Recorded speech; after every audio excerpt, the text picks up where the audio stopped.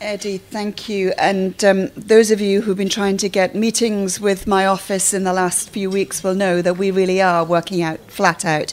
We have very few hours left in the day when we're not either dealing with MiFID, MAD or CSD. So the whole entire market infrastructure is coming through our office at this point in time as shadow on 2 and rapporteur on the 3rd. So we are a little busy, so if you aren't getting to see us, I do apologise up front, but we are trying. I'm also very conscious that I have one of my shadows here on MiFID. I have Ole Schmidt here as well. So I'm sure when it comes to questions that Ole will also be able to help me maybe give some colour and some flair on where we're going. I would like to start by actually, from the Parliament's perspective, actually thanking and congratulating Markus Ferber, the rapporteur, on the work he has done to date.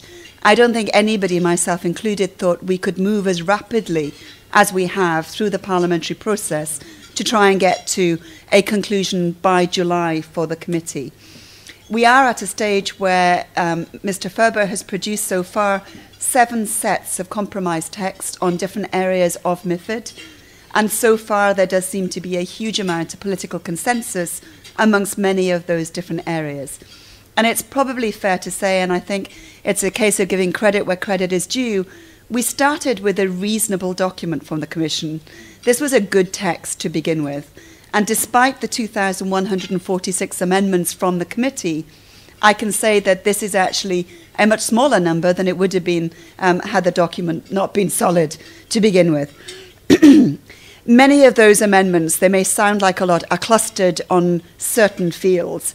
And the discussion in terms of the political discussion in the Parliament has centred around OTC, OTFs and HFT.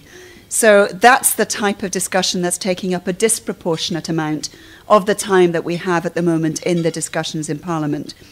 But I am fairly optimistic that we will actually come to a committee vote on the 9th of July as originally scheduled. Now, there are still some big issues that we have left to resolve, but many of those issues are actually ones that we're actually already fairly firmly in our positions as political groups. And it's unlikely that more time will make us come to a compromise. And so it's going to be a down to the vote in committee as to where the Parliament's position will end up. So I do see that Mr. Ferber is likely to keep us all on course. He is a hard taskmaster. He is keeping us to very definite timetables. And the session that we're going to have as shadow rapporteurs with the rapporteur on Monday in Strasbourg, I think will be pivotal. So if this meeting were taking place next week, I would be able to be a little more definite as to what we might achieve. But I'm going to restrict my remarks to pre- and post-trade transparency as it stands in the MiFID report.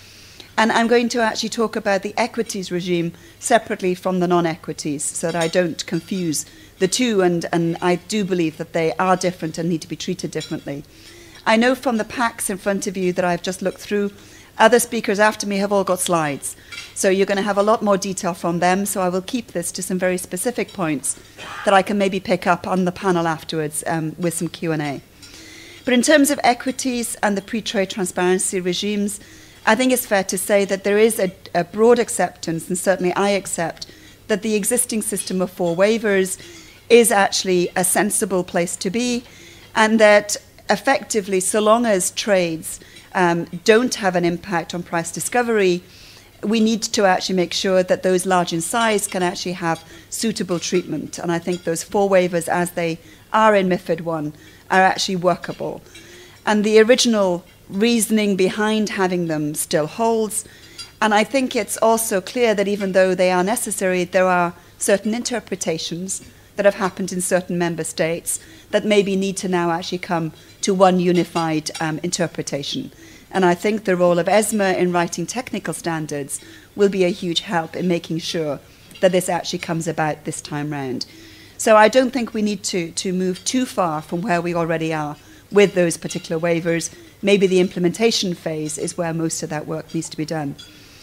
On post-trade transparency with MiFID I, however, there's probably nobody in this room that hasn't heard me say that I think the regime on post-trade reporting post-MiFID has been an absolute disaster for the equity markets.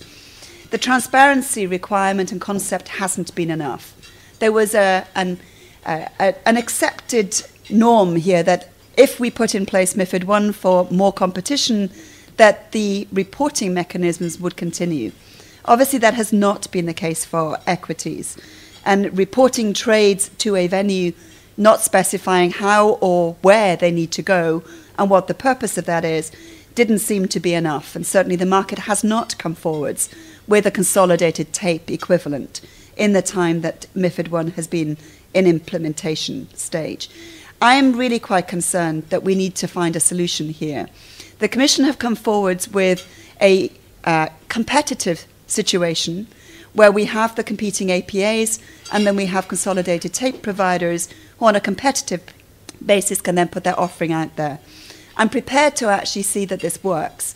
I don't think it's any surprise that my personal preferred option here is to go straight for a single mandated tape. That is my preferred option. It's not the preferred option of the Parliament. And so I'm prepared to accept that we will actually work on what is likely to be the competitive solution put forward by the Commission. However, I do see that in order to get this to work, the consolidated tape providers have got to be requested, required, mandated, whatever language we need to use, to collect the data from all the APAs. Because otherwise, if they only select a few of them, we will not have a consolidated tape equivalent. And so we have to make sure that we end up with a tape that is worthwhile, a source of data in a standardized form that can be used. And in particular, I want this tape to be able to be used by the buy side to actually determine whether or not they're actually getting best execution from their brokers and from their suppliers of service. So that, for me, is a critical part of the jigsaw. Yes, the regulators need data. Yes, the regulators need various forms of reporting. But the consolidated tape, for me, is all about giving those investors the power to actually ascertain whether or not best X is working. And this is a way that we can hopefully get the consolidated tape providers to take all the APA data and actually have a proxy for a single consolidated tape going forwards.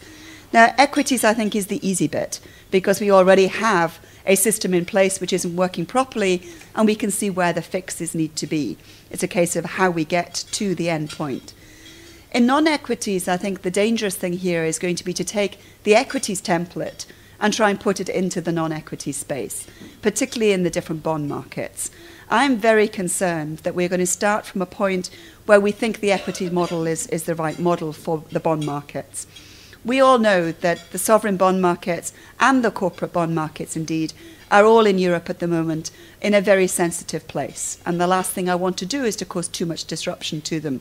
And I'm sure that's shared. Certainly, I know Ole Schmidt has raised these concerns, and his amendments certainly demonstrate that he's fully committed to not interfering too much in the structure of the bond markets right now. I've got a real problem here that if we start from the premise that we have everything included for pre-trade transparency, and we have to find waivers that allow people to then not have to have pre-trade, then we're going to be starting from a very difficult position. Because at this point in time, our bond markets are very different to the equity markets, and pre-trade transparency in many of them will significantly damage or potentially damage the market structures themselves. So I don't want to actually interfere. What I would prefer to do is allow a natural progression of these markets. So if we start from the issue that pre-trade is not required, but that we will have a list developed, that we will have a set of bond markets and bond instruments, bond products that will actually be suitable for actually having pre-trade transparency, then we will actually be moving up the curve as and when the criteria actually are met by these certain instruments. And so I would actually start and hope that I can persuade colleagues to come with me, that we start from the idea that pre-trade is not required except for those instruments that have already achieved a certain level of liquidity and a certain level of being able to absorb this pre-trade transparency in the market. So it's a slightly different way of looking at it, but I think an essential difference because of the way we are at the moment in terms of how the bond markets are traded and the way in which we've got some serious problems at the moment trying to keep our liquidity in our bond markets generally across Europe. The pre-trade transparency, obviously in retail size, would be very different in most products. But when you get to anything above retail size, and the retail markets are restricted to certain markets at the moment in Europe in terms of active bond markets. So we're talking about trying to make sure that we set things in a calibrated way. Without disrupting these bond markets, I think we can have better pre-trade transparency. But the real issue for me, and the real the winning point here, would be to have really good post-trade transparency reporting in the bond markets that could serve as a proxy for pre-trade. And so if we can get rapid disclosure of trades that are done in the bond markets in a calibrated way, we should be able to have a proxy for pre-trade in those bond markets, particularly for the large orders. And so I'm actually looking for solutions right now and working with colleagues to try and find the right way to get the language to work, to make sure that where possible, we have as rapid as possible the dissemination of the trading information, so we have really good post-trade information out there, so that it negates almost, for some of those large orders, the requirement for pre-trade in some of these instruments. So we have got lessons to be learned from the equity space. We need standardized sets of data.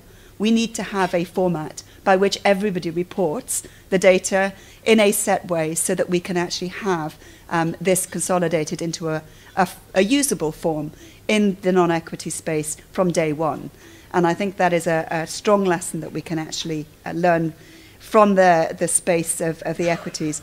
We also can, of course, use technology to our advantage. We know now some of the real technological advances that are being made on the equity space, and we know that they can be applied to the bond market.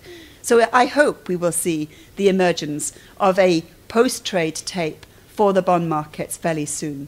The one thing that is fairly apparent out there is very little information right now for anybody who wants to invest in the bond markets post-trade. When I asked what average market trade size were for certain products, nobody could tell me. Each institution could tell me what theirs were, but across the board it was very difficult to get that data. I hope that if we put this post-trade reporting in with standardized formats from day one, we can actually make sure that that transparency starts to come through. My feeling will be that when the buy side start to see a certain level of transparency, they'll realize they want more of it.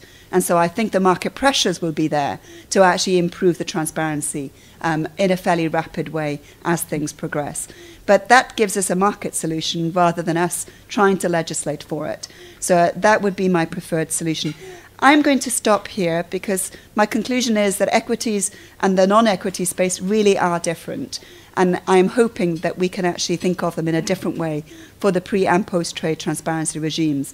The pre-trade needs to be very different to equities. The post-trade, however, I think we need to learn the lessons from the equity space, and we can deliver something that will help investors from day one and encourage more investment and capital flow into Europe rather than actually dissuade it.